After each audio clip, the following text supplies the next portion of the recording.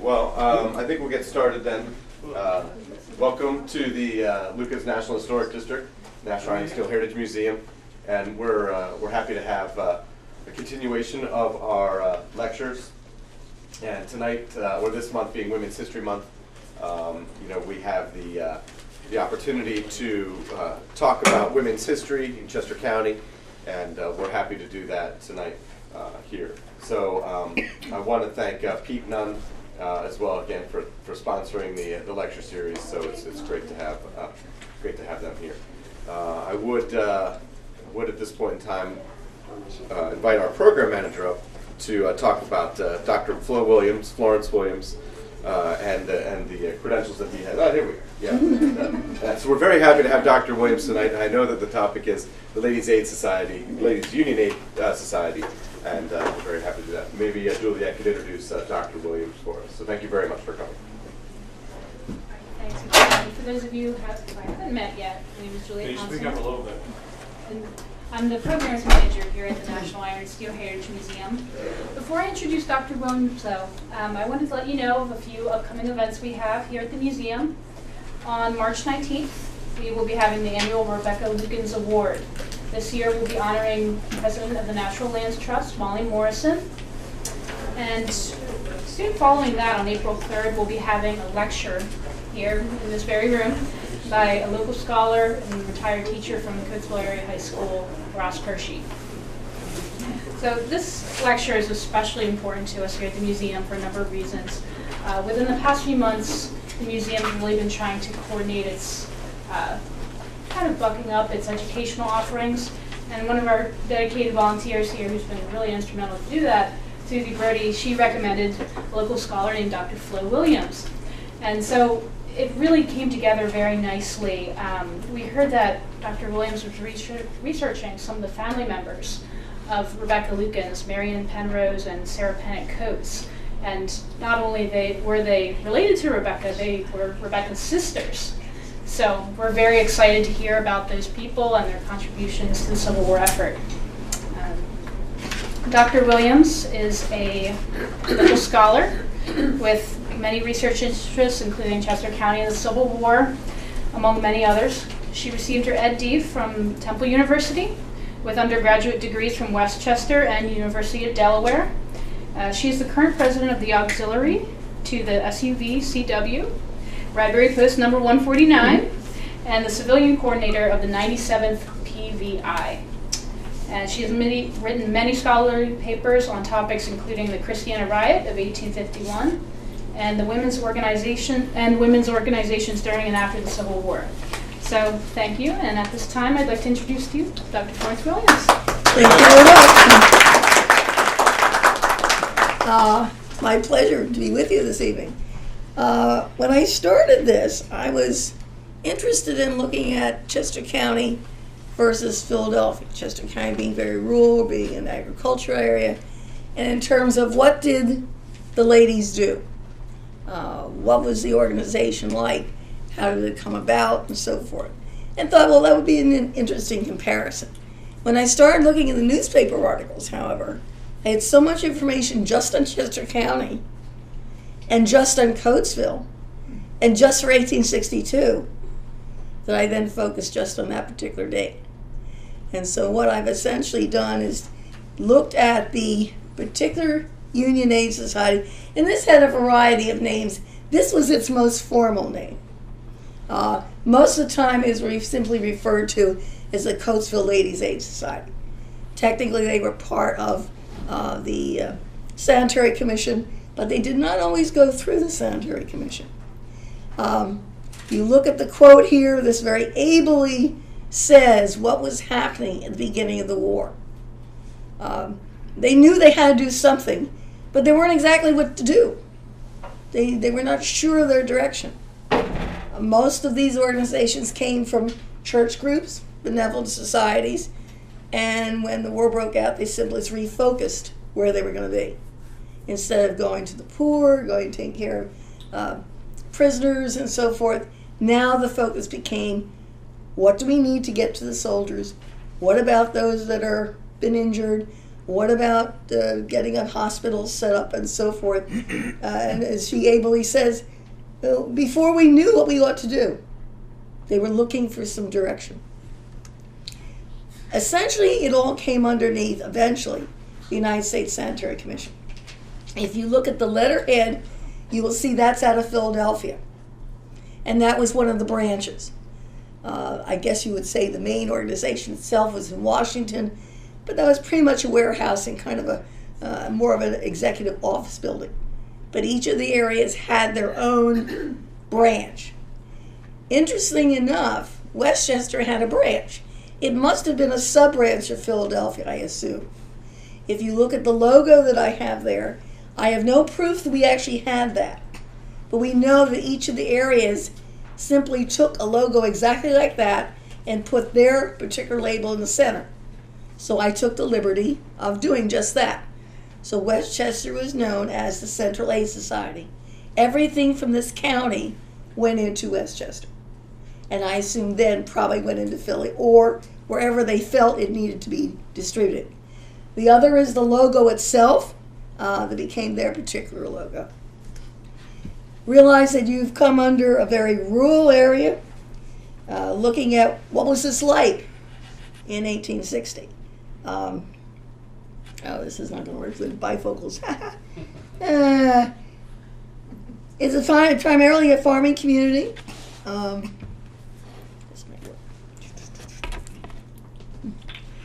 Farming community. You're looking at Coatesville, Midway. Midway is actually what is now South Coatesville. And where the railroad comes in, curves around, that little section essentially was what was Midway at that point. Some of the streets have changed. Some have straightened out because they've redone things, but pretty much that's what you're looking at. It was essentially the industrial center. Everything surrounding that was agricultural. So what you had here, and you still have, the industry. You've got the iron primarily. Up and down, and you've got a good map over there showing the Brandywine where the dam is. Those were where the mills were. Because there you had a good fall. They could take quite a few mills along that line, and they took advantage of that. The railroad, Coates found out that they were going to put a railroad through. He bought all the land, all on proposed area. When the railroad went through, he sold off lots. And that became all these little shops and industries. Because you needed a warehouse. You needed a depot. And it worked out beautifully. He made a lot of money. Did very, very well. Kinds of industry. Obviously the iron and steel, coal, but also building material. Brick and lumber. Of course, all the different mills. Then you had the little shops. Stationery shop, grocery store, dry goods. I can remember saying dry goods, Wilmington Dry Goods, sold everything. Well, you had dry goods stores here. You had shoemaker shops. You had a confectionery. It was interesting when I went through the trades to look at the many different trades that were here. Some of which, of course, don't exist anymore. But the number of trades in this small community, compared, it's not that large, was quite extensive. Over half the population were either tradesmen or laborers. The business people, the merchants, the manufacturers, mills of sort, the bankers, okay, they got put in the category. A few elite that had inherited money. I'm presently working on a sequel to this, which I'm doing the socioeconomic portion and finding out, who were the people, how did this fit in. Census in 1860, Valley Township, and I've got a map here which you may want to look at later, was a little over 2,000. Westchester was 4,000. So you're saying it's not that large. Westchester, of course, was its county seat, not that far away. The surrounding, the surrounding population, there, surrounding townships, but we don't specifically the valley. And you see that cross section where you've got all the mills all along going north-south and the railroad making a little hump there. And this is where Midway is. This essentially is 30, and then it continues up here. The railroad goes straight, which I thought was interesting. There were boarding schools for the wealthy, but they did have common schools. And interestingly enough, females went to the common school, and blacks went to the common school. Of course, then they decided that wouldn't do. But, you know, they were a little far viewing for that, so that was good. The other interesting when I went through the census is that the girls, I don't know where the cutoff age, whether it was 16 or 17, they're considered domestic or help, with the assumption that they would probably be hired out at that point, just as the boys were hired out and became apprentices. So the nice thing about the 60 census is that it lists not only the household, who's in it, but their occupation, the real estate holding, their personal holdings, and I looked further for some other things. But that gave me some information as to how does this break down? What are these people? Who are actually starting to contribute to this? And then, of course, there were a variety of schools and so forth. So on this nice, peaceful, tranquil area, drops the bombshell at Fort Sumter. Changed a lot. What are we going to do? I'm sure there were, rumors beforehand. For instance, in the diary, Jenny Sellers says, Papa says the people of Westchester are afraid that Westchester will be burned before long. It is stated in the Inquirer that the Southern forces crossed over the Potomac today. How true that was, we don't know. But, rumors of that sort came around. They're coming up Lancaster Pike. And they never did, but the rumor was that they were doing that. We, fortunately, were not in harm's way. But that doesn't mean we weren't involved in the war. We actually had quite a bit to do. One of the things you got some proprietors. Greenwood was a woolen miller. He's up toward the top portion up in here. And normally he made very fancy shawls, very fine, fancy woolen material. During the war, he changed to common cloth, more substantial things, and using this probably primarily for uniforms. The other interesting thing is that he also got a government contract, and you'll see I have a newspaper article later on advertising, that he needed 100 ladies. Everything is cut out. All you need to do is put it together, bring it back. Now, that was good for them in a way, but I don't know how much they really got paid for that. He probably had a nice, substantial contract. I don't know how much they got out of that. But it was better than nothing. If your husband is off, your sons are off, you still have money, you still have expenses. You still have the farm to take care of. So this is still some means of getting some money. And many indeed did. Everybody worked. Everybody sewed. Everybody did what they could. So that became rather important. The ironworks, of course. This I'm sure you recognize. This was a very well established, quite spread out at this point. It is substantial. It had not only furnaces, but forges, naileries. But once you get outside that small industrial area, you're pretty much into the farms. And if you look at the map here, you'll see it's very sparse. All along here and right in Coatesville itself and Midway, very heavily populated. You look at your map over there as well, same idea. You can see essentially where is the heaviest, where is all the industry. And they related to each other. You wanted it close enough. You had lime burners, you had lime kilns, you had a bone kiln. I assume if they couldn't get lime, they used the bones. They had various other warehouses. Druggist. Many of the surgeons also had a drug warehouse. So they sold things, so they were merchants as well. In fact, one of the gentlemen sent us things, knowing what they might need. I thought, why is he sending some stuff? Well, he was the druggist. He knew what they needed, so he sent stuff to the front. This was the very first thing that they see in terms of organizing the Ladies' Aid Society itself. In November of 61, they decided that we need to do something. And so they collected some money, bought material, bought yarn, and they were determined then to meet, and what they produced they would send. And this is the first time we see Penrose. Here she is listed as Mary Ann. You look through the Coatesville, it's the census record, and she's listed as Mary. You look in the newspaper articles, she's listed as Mary Ann, Mrs. James Penrose, Miriam Penrose, Mary Ann Penrose. Is this the same lady, or is this somebody different? And that became a real dilemma to try and find out, is this simply a duplication of a name, or is this a single person? And in many cases in the newspaper articles, it's just that. They use their husband's name sometimes. They use just their initials, because you did not know you were human. You know? So that kind of thing presented a problem. They collected initially $276, which was a pretty handsome sum. And they were able to get a fair amount of stuff and said, we need to send this out. Notice they're calling for more material. And please send it to Mrs. Penrose. This picture actually comes out of Springfield, but it shows you the type of thing that they would do.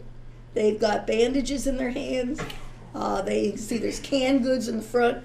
Out front I've got a display of things rather small, but you can see the general idea of the kinds of things that they sent. And they are very proud of what they have. But this was typical of almost everywhere. I mean, regardless of what age society, you're looking at pretty much the same kind of organization. They were all focused on, what can we send? What is needed? What do they want? So you've got rolling bandages, canned food, and so forth. We don't know who the ladies are. I did send for all the stuff that I could find for this group, and I'm in the process of going through it. So what do we do now? Well, how did I deal with this stuff? Initially, I looked at the newspaper clippings. And if you're familiar with some of the newspapers, they're maybe that high, that wide, 8 columns. Tiny print. One of the listings is 3 columns wide. That's a lot of things. And I looked at it and said, look at what they have sent. Now, your name's there and what you sent. Is this incentive that you better get your name in there with some things afterwards? Now, how much peer pressure was there to see, well, gosh, they're doing it? And you will notice that the children did it as well. When you go through the census record, children as young as 8 are donating. They made handkerchiefs. They did emeries. They did small things. But they were part of the war effort. Just like today, the kids are collecting things. I remember back in World War II, they collected pennies. Okay? Same thing over and over again. Everyone does their little part. Went through the federal census. That was to try and figure out who are these people. I still did not find everyone that was on the list. Now, you're looking at what you're doing today. There's no way you can do this without a computer. Because once you've got the data typed in, then you can sort on name. You can sort on item. You can sort on all sorts of things. Trying to do this with 3x5 cards just isn't going to work like in the old days. So this was the time to do something like this, because we now have the technology, we can do it. Another check was to look at the business houses. You've got lawyers who are advertising, you've got constables, you've got merchants. This would give me some clue. Because in many cases it was Mrs. Letter. Well, does that match her husband's initials? Or were they her initials? And so you start looking at last name initially and trying to match some of that. The other thing was to go to the Kennedy map. And the Kennedy map and the Midway map are similar. This is actually a piece out of the Kennedy map, and it's probably pretty much the scale to the Kennedy map. This I took off the computer and then pasted together. enlarged and pasted together. So you can see the stuff. And actually, it's sharp enough. Whoever did the photography or put it on did a nice job, because even when they enlarged it, you don't lose it. Sometimes it just gets too blurred. So that worked out pretty well. And then I said, okay, where else am I going to find stuff? Well, there's soldiers. So you go to the soldier list and see if there are some names there that they have a husband or a son that had possibly gone. So there's initially what I used. Okay, this shows you the surrounding township. Valley is the rectangle you see in the middle, kind of the yellowish material. I did not investigate the surrounding townships. The interesting thing about Valley is that parts of Callan, West Callan, East Callan, Callan, were at one point Valley, and they kept on going back and forth, depending on who decided to gerrymander what area. And when I went through the census, at the very end of the Valley Township, at the bottom of that page, there's a small section that says Callan Township. And then they're finished, it goes into West Brandywine. But Callan Township continued on later on. So for some reason, that little corner right over in here, in fact, you can see it, this section right here says Callan. So that little sub-rectangle stayed Callan at least in 1860. And so I'm looking, and it turned out none of the names were in there were names I wanted, but it was a chance to take. Okay, let's look at what a page looks like. Two interesting things here. The bottom one is Martha Gordon. She was postmistress. And I could find on the map the post office. She had her job for a long time. At some point after the war, the administration changed and she was supposed to lose her job. The community protested so badly, and it's in the federal record that they rescind the new postmaster and give her job back, and not only that, gave her a raise. So that was a good thing. That was a good thing. But she evidently served long and did very well. In terms of also who's serving, you see her daughter, who is a common school teacher. Her son is a clerk, so he's been apprenticed out. And her little girl, Alice, who's 13, is again a tributor. She's another one that donates some things. I don't know her offhand exactly what she did, but she's listed on that group. So there's the kind of thing you're looking for. You've got a general name. You're looking at who in this household, what names match. I had Martha, I had Margaretta, and I had Alice. So there's 3 out of that. So that, and they matched quite nicely, no problem. You go up to the top, and we've got Penrose. Now here she's Mrs. as Maria. Okay. She's listed as a housewife. He's listed as a gentleman, although he's primarily a ironmaster. The interesting thing, and we'll look at it later, is that Charles is classified as the ironmaster. Charles got a substitute for the war initially. But toward the end of the war, there is a CVD of him with a very cocky-looking attitude with a cavalry hat. Okay. He enlisted when they needed that small 3-month unit. But initially, as far as I said, no, you're not leaving. You're running the furnace. We need you here. And many of them did, of course, do exactly that.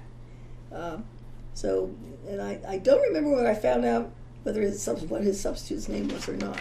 But and speaking of Charles, there's a guy with an attitude. You don't usually see them posed that way. Usually a little more formal. But as best I could find, that he must have enlisted toward the end of the war. And of course, then he's you see the genealogy related to that. There's Valley Township. You see that, unfortunately it's not that large, but you see up and down, north and south, that's where you've got the water, You've got the railroad and the Lancaster Pike running almost parallel. And then it kind of goes off in an angle. Gentleman who teaches at Rutgers said, see if my great-grandmother is there. And if you go up to, go to Midway, go slightly up, and where it starts to separate, there's a little thing that says Clark. That was their farm. It was originally the Keystone Hotel or Keystone Tavern. And being good Methodists, they tore down this tavern sign and destroyed it. Yet, when you look at what she gives a bottle of wine and some brandy. He said, she would never have done that. No, not Grandma. I said, that's what the record says. So, you know, maybe you for distal purposes only, of course. Of course. But so it's interesting. This I found very useful. This, again, is one of the sections of the Midway map. It has a directory. So not only does it give me a name, but it tells me what the gentleman's occupation was. So I could kind of match things. Does this match? Now I've got a full name, not just initials. So again, both of those places, again, you've got Coatesville, you've got Midway, and this is a little bit easier to see.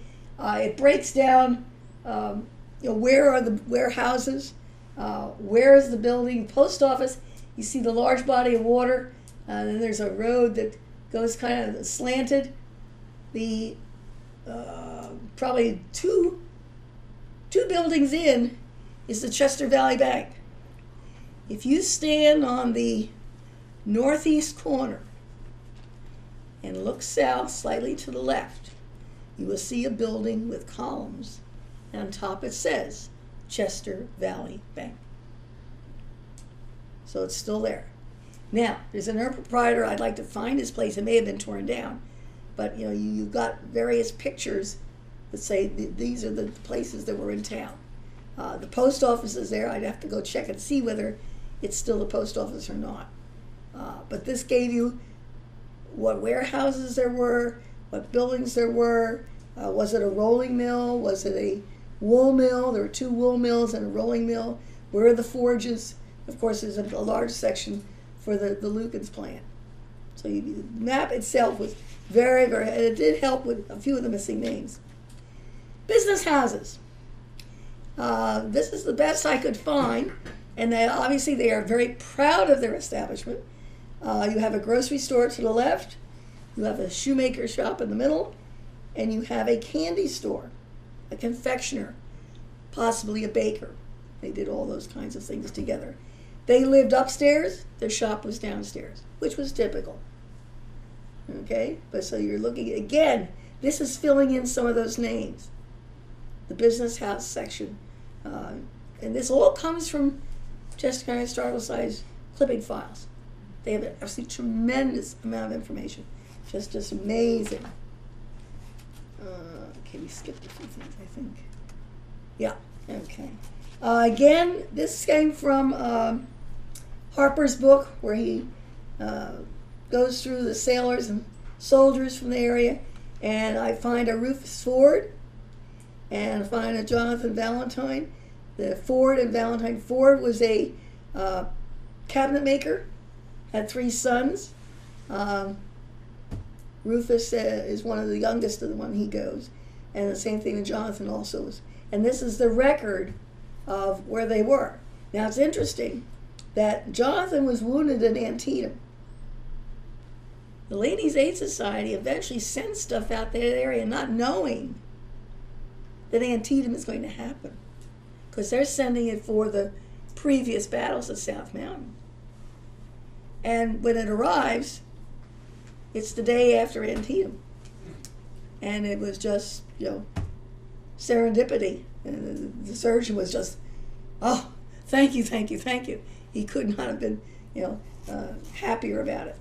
So between looking at that and looking at Bates' history, trying again to find some of the soldiers. And so you're using that kind of information as well. Okay, newspaper clippings. This is what they look like. This is explaining what they're sending, where they're sending it, who sent it. The one in the upper left-hand corner says A.D. Harlan, who happens to be a shopkeeper. Morrison, he's again another merchant. They went to the army near Richmond.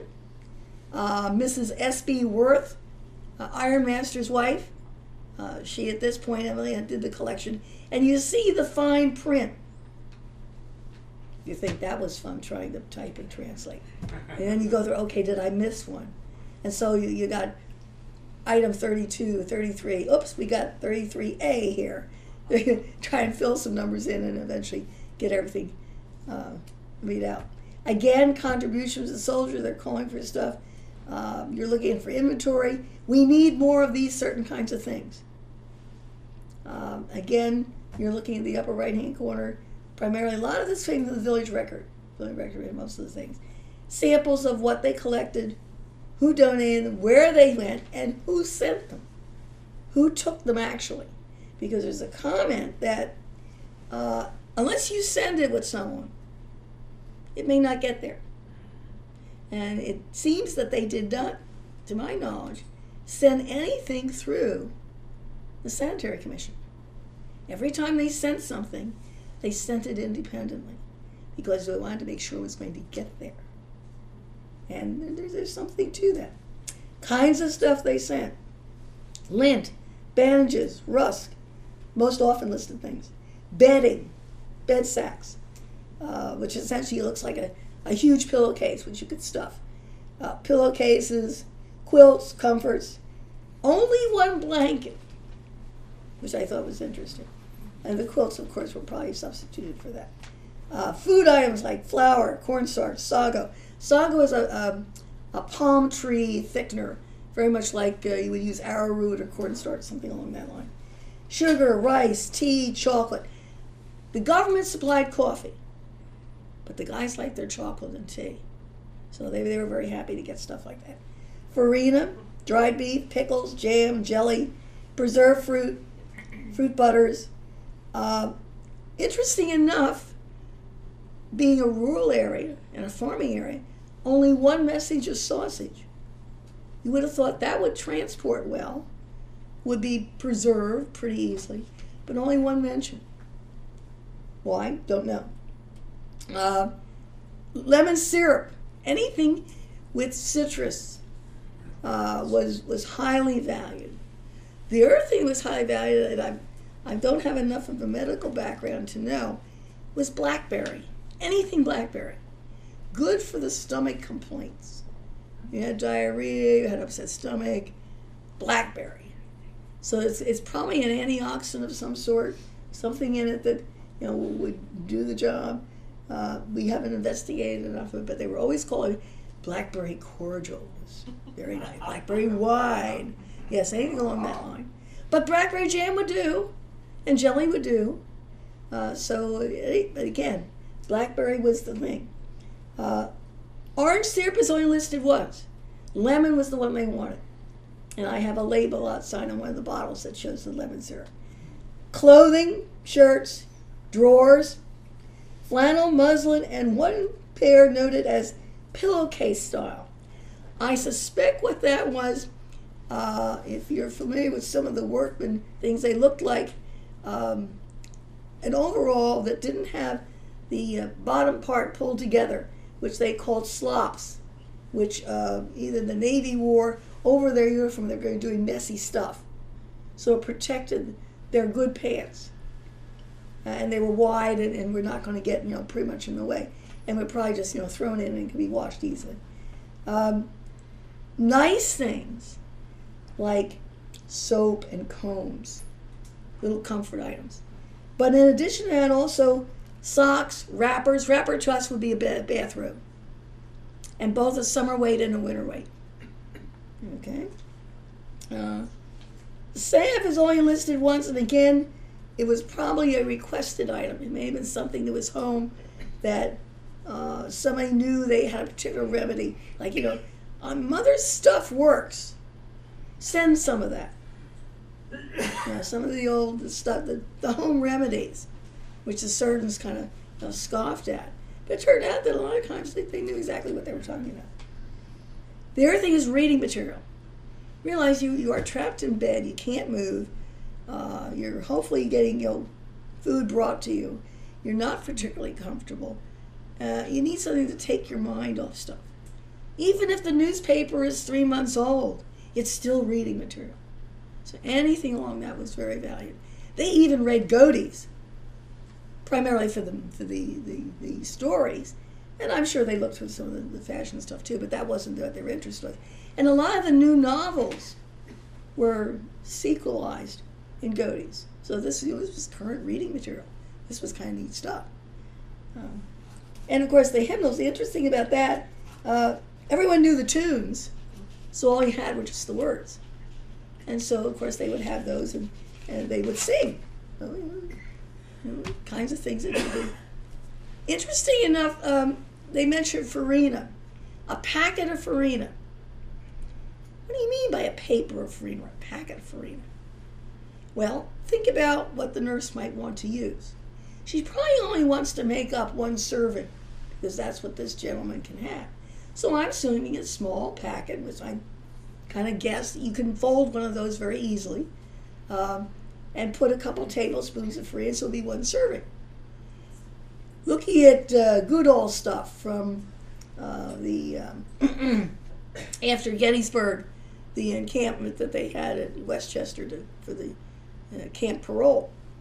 And the gentleman has a list of stuff that he wants from the government. He didn't fill it out right. They made him send it back and do it properly. It took him 2 weeks to get the thing on government. Anyway, he lists there a 1 pound paper of farina. Well, that's government size.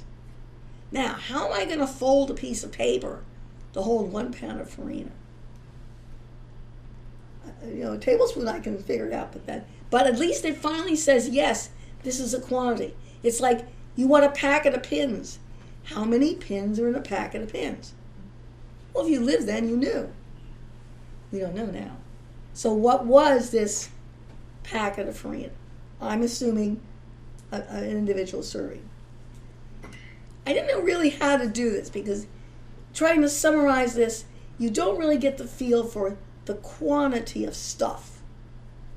You're trying to say, well, what was generally sent? And here you're talking about, that's just that item.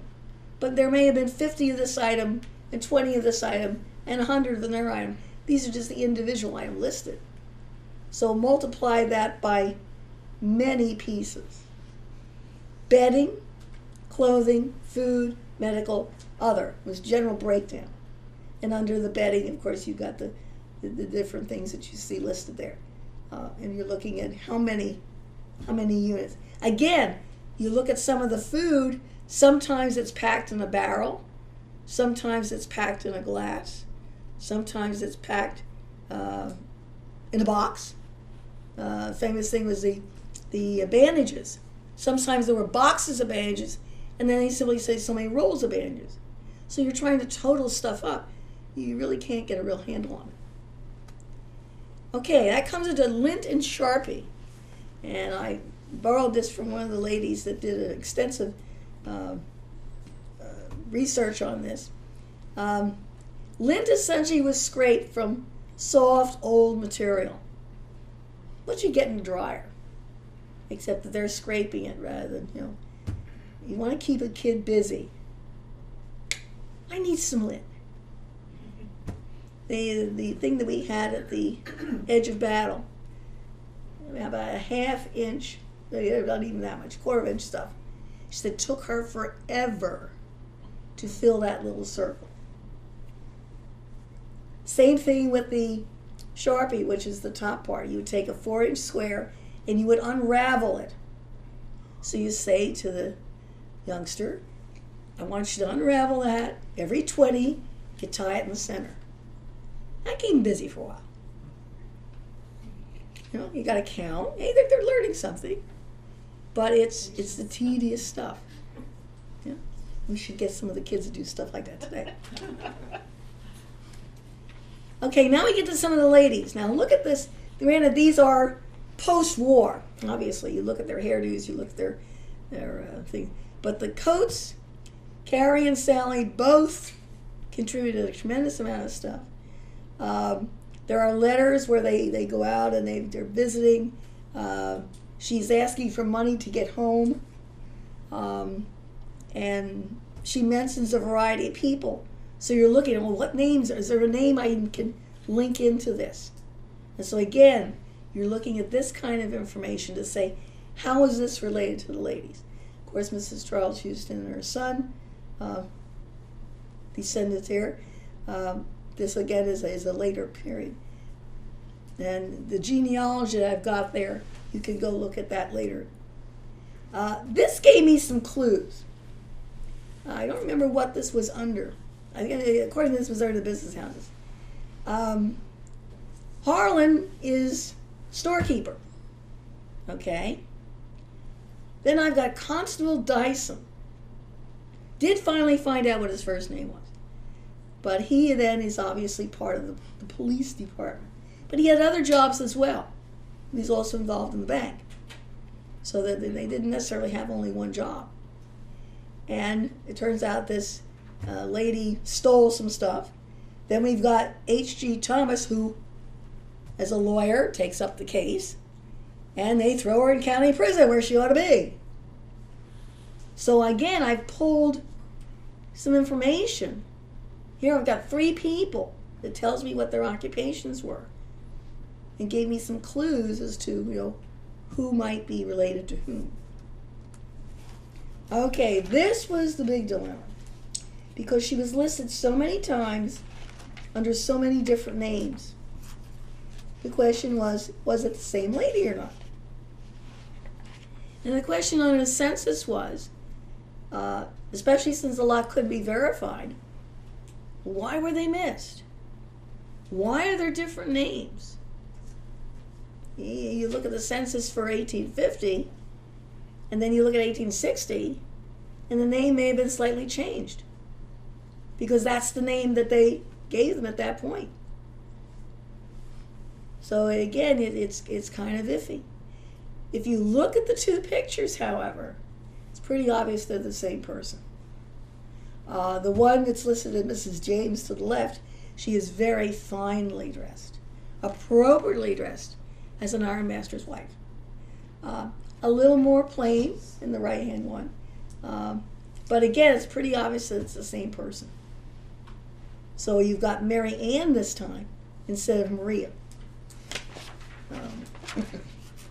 But she had a variety of names listed, and we finally said, okay, this indeed is the same lady. What did she donate? She donated 2 boxes of lint. In the same paper, it lists Mrs. James Penrose as donating 12 pairs of stockings, 33 rolls of lint, 11 ring pills, there's a ring pill outside, 4 bottles of lemon syrup, a bottle of orange syrup, a bottle of raspberry syrup, jar of pickles, 2 bottles of wine, 4 glasses of jelly. So initially I said, is this the same lady or not? It's just further down on the list. So they may have collected over a series of days and then simply did a total. But when it came in and they recorded it, at one point they recorded it as Mrs. James Penrose, and the next time they recorded it as Mrs. Mary Ann Penrose. So you say, okay, they the same. It turns out that they are indeed the same. Now, the other interesting thing is she was also the first president of the Coatesville group. Okay, let's look at some of the guys here. Looking again at the households. This comes out of the census report. You've got a military record, which is what the little card in the lower part is. This is Duffy. And you look at Thomas has contributed quite a bit. Mary is continually sending things. There is no other younger group. All the domestics do not contribute, but Mary contributes quite a bit of stuff, again and again and again. But it's interesting that Duffy was allowed to go as a soldier. Now, he was originally an Irishman, probably came over, needed to work his indenture off, He enlisted in 1862 at the age of 18 in the 124th, which again was a Chester County unit. And he was listed as a laborer. He was obviously a farm laborer and worked not only the farm, but probably did some other chores as well. The situation was you have no idea. Did his master say, yes, you may go? You go with my blessing, or he felt that he was part of his patriot. A lot of the Irish felt that because of what Ireland had been through, they needed to fight for the U.S. There was that strong feeling of patriotism.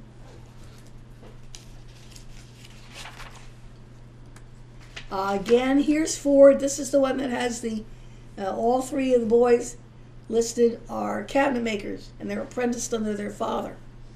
Rufus is the one that goes. He's the youngest. And again, you see Rachel contributed again and again and again. So here you're probably looking at patriotic duty. My son is there.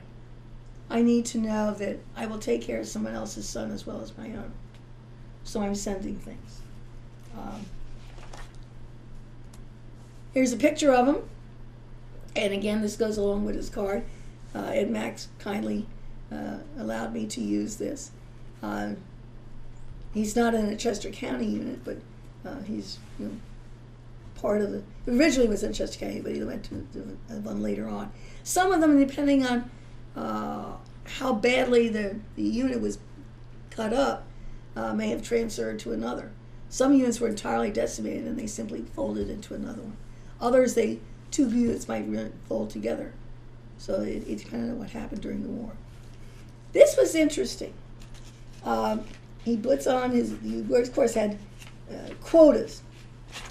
And he wanted to make sure that his was recorded correctly. He writes this on the back of his certificate. At the time of my enlistment into the service of the U.S. government, I was credited to Valley Township only because it was my native place, and for no other reason. My understanding being I should be credited to the general quota for Chester County. When Lincoln asked for a certain number of troops, each state and each county were assigned a quantity. And he wanted to make sure that he got put in the right spot. So it's interesting that their attitude of, well, where should I be? And so you see the writing on the back of that portion.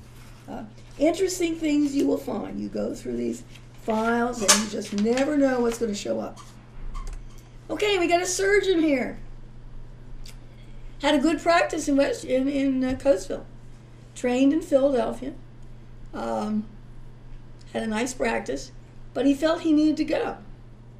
So he served some time. He came back before the end of the war. In fact, he says, having returned from the Army, will again resume the practice of my profession. And you can find his house along the road.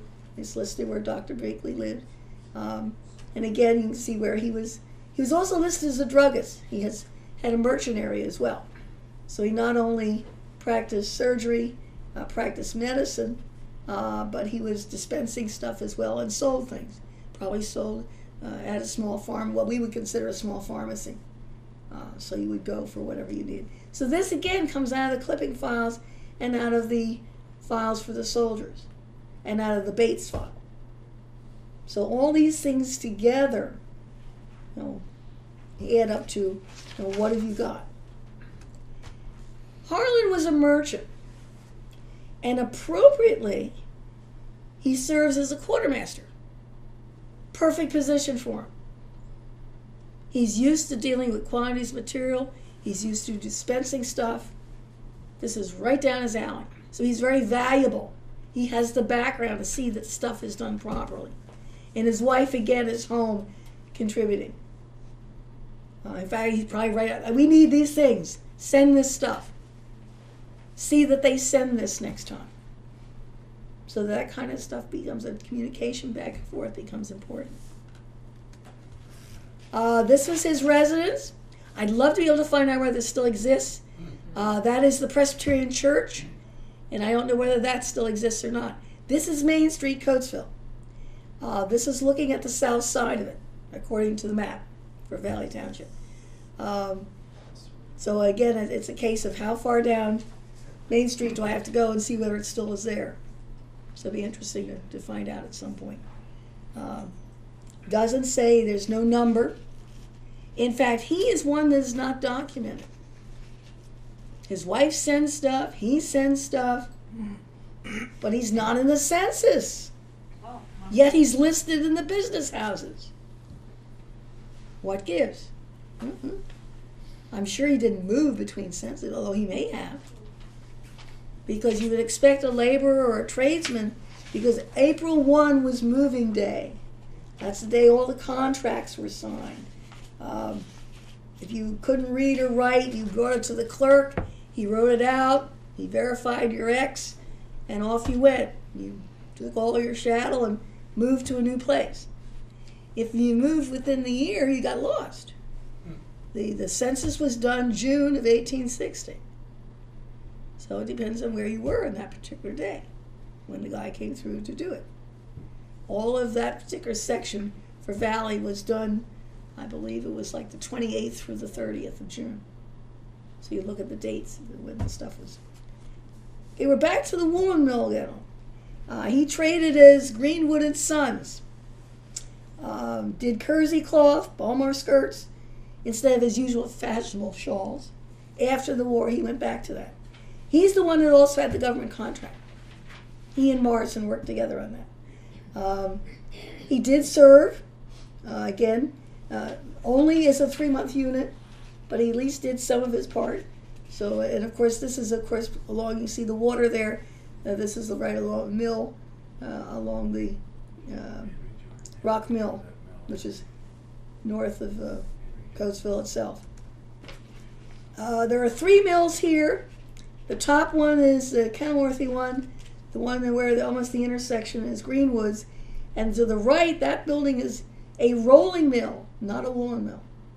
There are 2, and that matches pretty much the map that you've got there. So you can probably see, perhaps better if you want to go look at that. This is Rock Run. So this is a tributary off of the Brandywine. Okay, here's the government contract. It's actually here in the newspaper. We need you.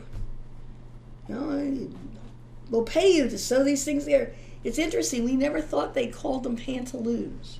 We always thought they were called drawers. Yet, here, it's labeled as pantaloons. It's like the shirt was originally called a blouse. Then it became a shirt. Petticoat became a skirt. Drawers evidently became pantaloons. So just when the transition occurs, you don't know. He worked with a variety of gentlemen. He's working with Morrison at this point. So these two are collaborating on this particular government contract. But several of them went together and did a lot of this kind of work. And it was their contribution. You know, the government said, we need this stuff. I'll give you so much money for it. Now, it depends on how the government wrote the contract, too.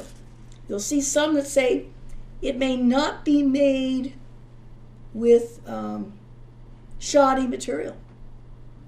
What was shoddy? They unraveled old wool, recombed it, and respun it, and rewove it. And so you see specks in it. It was not necessarily as strong.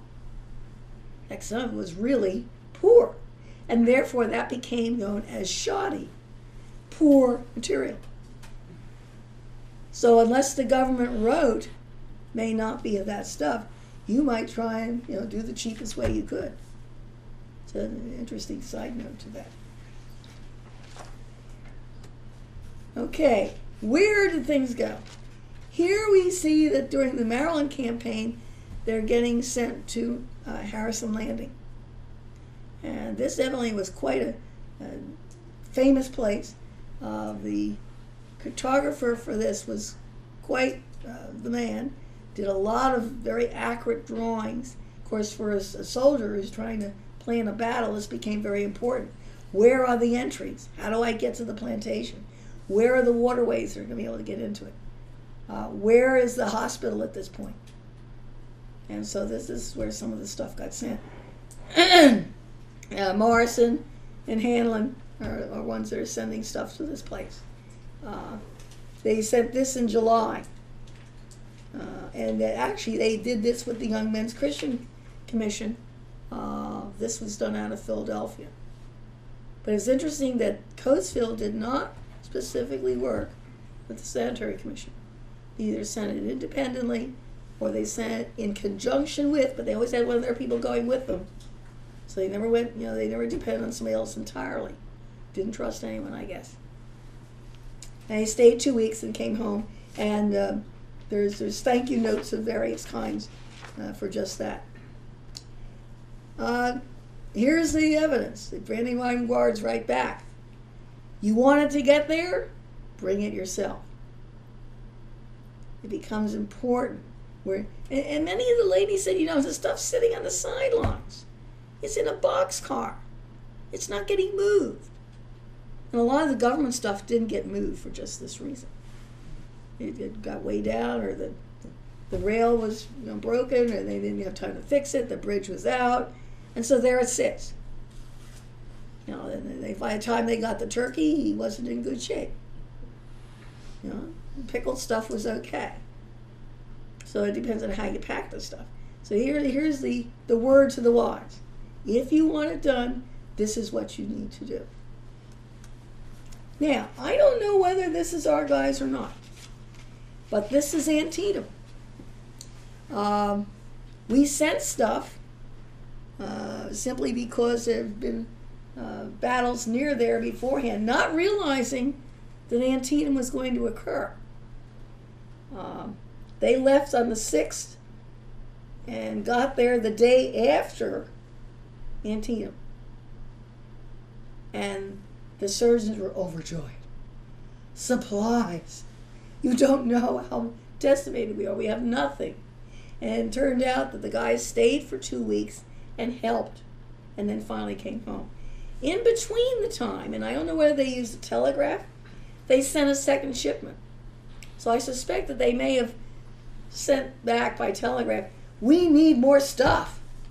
This stuff, it took you this long to get here. Get this as soon as possible. We need some more. So there's communication. A lot of it was done by telegraph, as long as they didn't get the lines clipped. But this again initially went through the Philadelphia Christian Commission. So there's these three of it. But look at this, is very crude. This is the hospital. I mean, they're barely covered. There's a smoke of various kinds. At least they've got something over them to shade them. This is not your pristine stuff you have today. This is a very famous artist from the Civil War. Did a lot of what I would call pastel type drawings. Again, this could be our guys. They're carrying somebody into camp, into the hospital area on the stretcher. These are volunteers. It could be our citizens. It could be the gentleman that we sent. So again, you get the idea. There's supply wagons in the back. They're commiserating about who. This is the first time they do triage. Who's the most seriously hurt? They go there. A lot of what we learned from medicine came out of the Civil War. Well, even though the war at this point starts to wind down and eventually ends, that doesn't mean that everything ends. There's still the hospitals. There's still the getting a pension for these gentlemen. The work of Clara Barton, which they discovered all in her little garret in Washington, determined to find a pension for these poor guys. And for some of the females as well. Okay? So they found we needed to raise some money. Well, it's interesting. You go through finding various things. Again, you never know what you're going to show up. Went through a fair number of diaries. And one of them writes, Clara Williamson, a lady from Chicago named Mrs. Hogue came to speak to us. Okay, she was a good friend of Mary Livermore. Two of them worked on the initial sanitary fair out of Chicago, the Great Northwest Fair. The guy's like, you're not going to make any money. We're going to try. Well, never tell a woman she can't do it. They showed them. They did very well. And from then on, I said, okay, this is what we got to do. This is how we can raise some money. Because the finances at this point were very much down, and there was still a lot to be done. So she comes and speaks. And in Mary Livermore's book, she writes, Mrs. Greer from Philadelphia, Brad, and Mrs. Hogue and I went to Westchester. And we spoke at the Presbyterian Church, First Press. And there further is got the date of when they spoke. There's an article in the Village Record that says, the ladies were not disappointed with the lecture last night. And it gives a little summary. So I've got 3 pieces of evidence that this really did happen. As a scientist, you got to have more than just one. You don't take just one. You got to back it up. So it's been verified. But what's interesting, that each time it adds another little piece of information. And I found out that First Press initially did not have the cupola at the top. It was originally designed, but when they built the church, they couldn't afford it. And a couple of years ago, they actually did put the cupola Right. in. So maybe you're familiar with that particular building. They raised over $1 million. The only group that beat us was New York. We did very well. We were primarily Delaware, Pennsylvania, New Jersey. Worked together. It was interesting that this entire thing was built down what now is Logan Circle, Logan Square. This was a square at this point. And afterwards, everything went dismantled. Lumber sold off. You see St. Peter's in the background. The cathedral is just new at that point. I don't remember which one. I think the one on the left is the restaurant. The one on the right is the horticultural exhibit. But this was a grand affair. If you can imagine this with gas lights and big midway down the center. The latest of industrial stuff. Like today we would have, the industrial fairs to show the latest things, like the Chicago Industrial Fair. That's what this was. They did coins, and they did this particular lithograph. They did the last print. This had 8 colors to it. The last color, the 9th color, was actually done at the fair. You could buy one of these for $2. Today, moved that decimal point several times. A reprint will do, thank you very much. And they are very handsome, even as a reprint. But again, you're looking at what's happened. And eventually we did, thanks to her urging, we did contribute to the fair itself. What else happened after the fair, or after the war, is that, what are you going to do with the orphans? The father is killed. There's no one else to take care of them. If there was no father, they were considered an orphan, even if they still had a mother.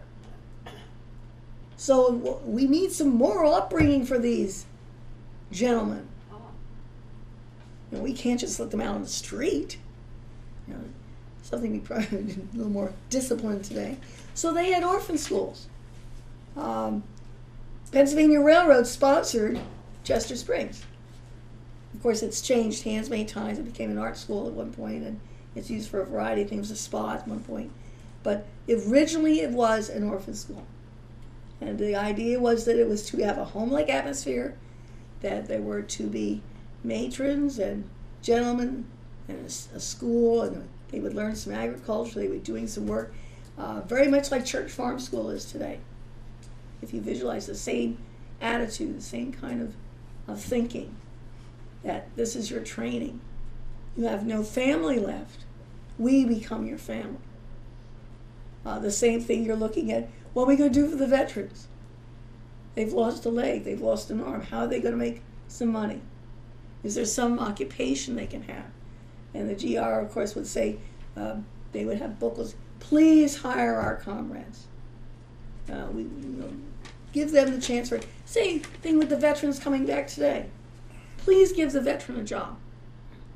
They love what they've been through. We need to know we still care about them. Same theme over and over again. And who backs it all? The women. It all comes back to us. We're the ones that are in there doing it. GR, for instance, they realized that, they needed us again. There were many ladies' organizations after the war, and they banded together. The veterans had their own organizations, so you had auxiliaries coming up. And they, again, were helping do orphan schools, try and help veterans find things and so forth and so on. And so, we really need to band together just like the Sanitary Commission banded together. Good idea. So the head commander says, okay, 1883, you're meeting in Annapolis, we're going to talk this over. So we were invited, we came. Well, okay, yes, we agree on principle. We're all on the same page. We had daughters of veterans, we had the ladies of the GAR, we had the Women's Relief Corps, which were the Army nurses, because they were another division. They didn't necessarily have some relatives in the war, but they were still part of the war. And all the groups agreed, yes, our purposes are all the same, our aim is all the same. But where they differed was what was membership. Who was allowed in? Did it have to be lateral or collateral? Or would a loyal woman do? When it came down to a vote, the loyal woman won. Because if they had not done that, the Women's Relief Corps would have been out, because they would not have relatives. I have no relatives from the Civil War, so the first thing I joined was the Women's Relief Corps, because that's where I technically belong.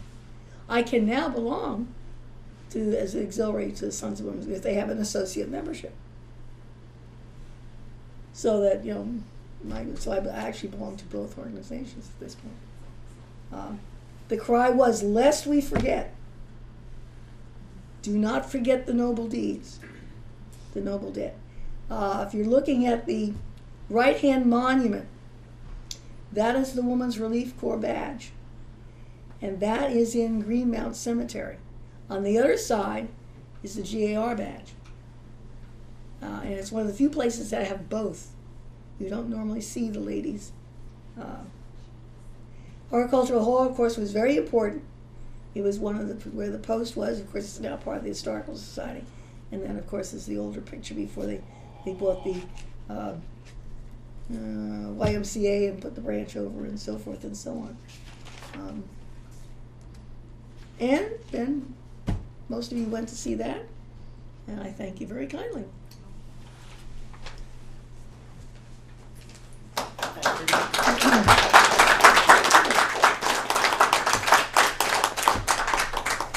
don't know whether you have time for questions or what you want to do.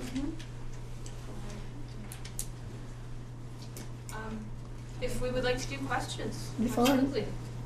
Because there's lots of stuff I didn't cover. Yes? It's my understanding that there was a large hospital during the Civil War in Philadelphia. Oh yes, several. Now, were the Ladies' Aid Society, were they actually sending things also to the hospital? Or? Yes. Okay. They were sending, there was Satterley, there were 2 volunteer saloons, the Union Saloon, Brays Avenue and the railroad. They came down Jersey, and because the railroads did not necessarily have the same size track, they came down the Jersey side, went across the Grace Ferry to the Philadelphia side, ended up at the saloon. They could get a meal, they could get washed up. If they needed medical attention, that was taken care of. They then marched to the train station and continued on. And this was troops going back and forth. They eventually built a small hospital there as well. Ross, and I can't, her first name escapes me at this point, but she's the one that is the auxiliary for the Philadelphia, originally GAR. And she's one of the few females that has the name for the auxiliary. But she was so famous of what she had done. She had spent all this time, she got sick, and she did not see the opening of the hospital that she worked so fairly hard to get. I mean, she was out soliciting money, talking to people, getting buildings. She was the driving force behind it. Satterley was one of the bigger hospitals. It's gone now. It occupied like 3 square blocks. There were several other hospitals of small ones. Some still exist. Chester Hospital was one of the original hospitals in the area.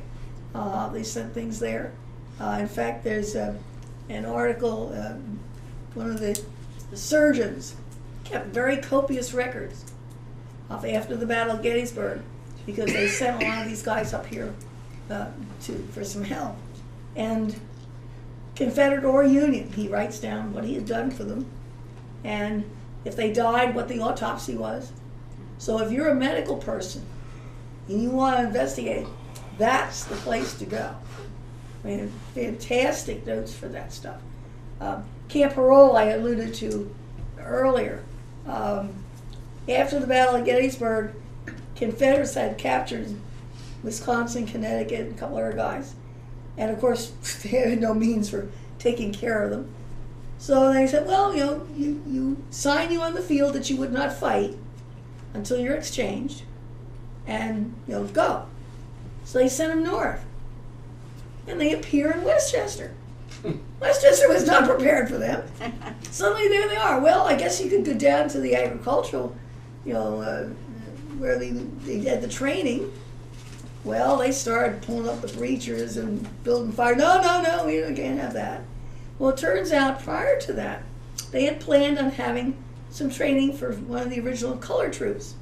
And they had a camp at Westtown, off of Street Road and back in where Oakbourne is. I don't know where some of you, we just had a monument dedication or a placard from the Heritage, whatever the commission is, last year. I finally found the place and have it marked now. And it's along the railroad cut. They had just simply made a new cut from Medion up to Westchester. There was a tree line where they could put some tents for those that were most serious. A lot who were very serious went into town, so the townspeople took care of them. Oh, luxury. Somebody to take care of you. I don't want to go anywhere else. Go back to camp? Absolutely not. It's harvest season, so the farmers needed some help, so they hired some of these guys. That was good duty. You went and lived with the family.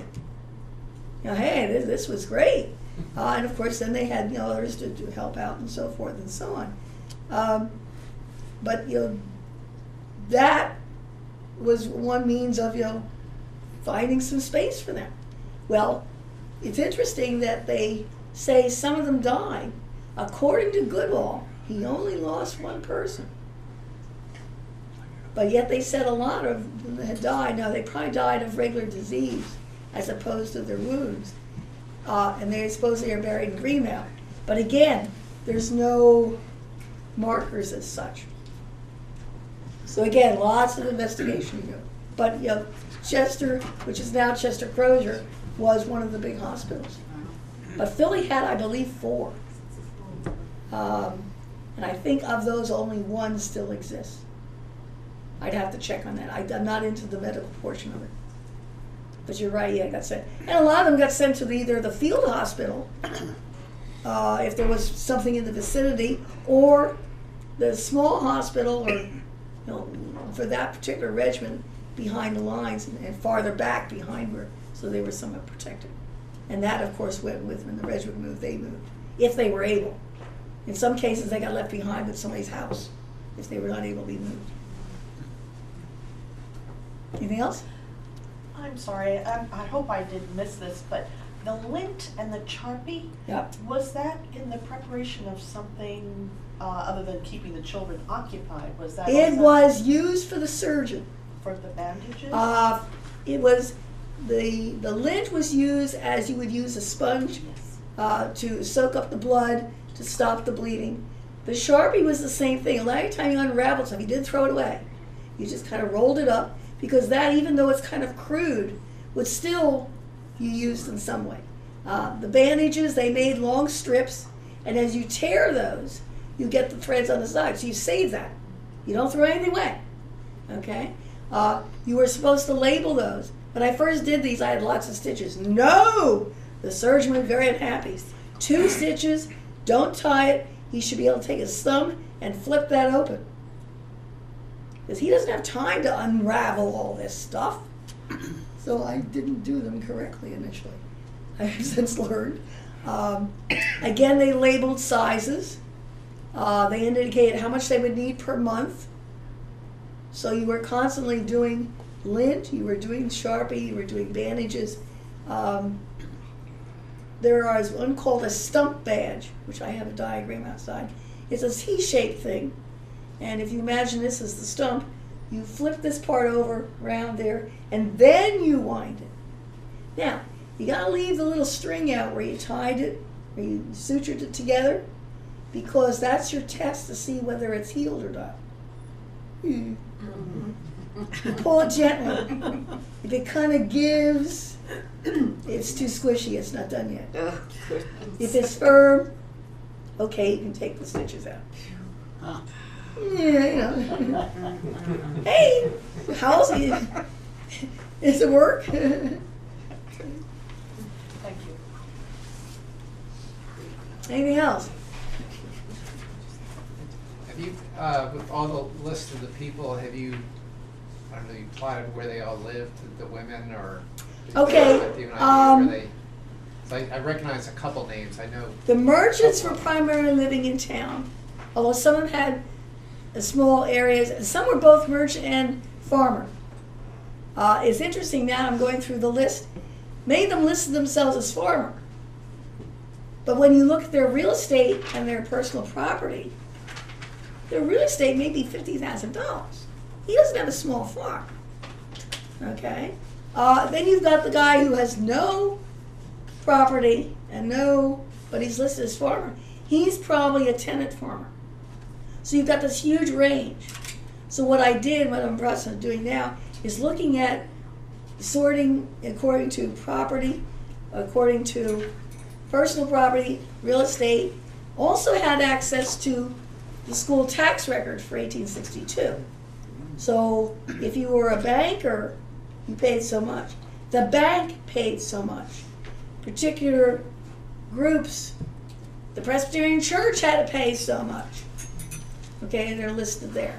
So they got taxed. They gave you, again, I picked up some names there. But I was only able to find, I would say maybe 51%, which is not very much. There's a lot of donors on there that I don't have proof of where, and of course, you eventually come across, I came across a map the other day, and okay, that's how it's spelled. Go back, and now it matches up. It's N-O-U-D, not N-O-A-D. Again, you're looking at the script. Another one, it was spelled with a K, but it actually should have been an F. So again, a T and an F are very similar. So again, you got to look at that. S's look like L's. So after reading through this a lot, you really got to clue in. But initially, I'm going, I'm going to do what?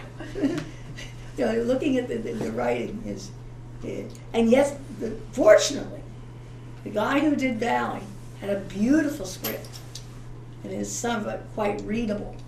Some of them are very hastily questionable. And of course, then if there wasn't enough space, he puts part of it at the top, so you have to apprenticeship up here, you know, things of that sort. But the best part was that starting in the 40s, they start to give you the occupations. And now I can start to break down what's the socioeconomic standard. And I said to somebody, surprisingly, I did not expect this, that across the board, donations were made. It wasn't just the elite. It wasn't just the money. The tradesmen and the laborers also contributed. But they were also the larger population when you look at the percentages. So, maybe that says something there. But it fits the total population for Valley Township, and then look proportionally to the donors, they match very nicely. So, interesting outcome. I'm going to take a while. I can just look at the numbers for just so long, and I got to go do something else. So this is part 2 this is part 1. So this is part 2 I'm working on now.